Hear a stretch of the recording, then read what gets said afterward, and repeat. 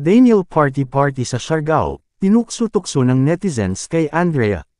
Nakita umano ang kapamilya actor-singer na si Daniel Padilla sa isla ng Siargao na pumaparty kasama ang ilang mga kaibigan. Viral ngayon ang isang TikTok video kung saan makikita ang ex-boyfriend ni Catherine Bernardo na nag-e-enjoy sa pagkanta sa harap ng audience. Hindi lang malinaw kung kailan ito nangyari, pero base sa mga comments ng netizens mukhang recently lang ito nang magbakasyon sa Siargao ang binata kung saan kasama rin daw niya ang kapatid na si Mugu.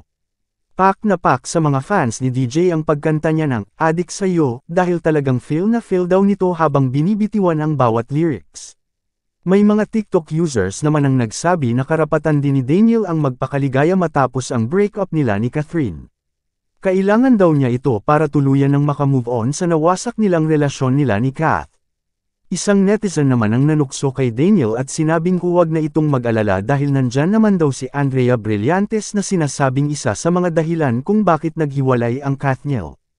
Isang netizen naman ang nanukso kay Daniel at sinabing huwag na itong mag-alala dahil nandyan naman daw si Andrea Brillantes na sinasabing isa sa mga dahilan kung bakit naghiwalay ang Kathniel.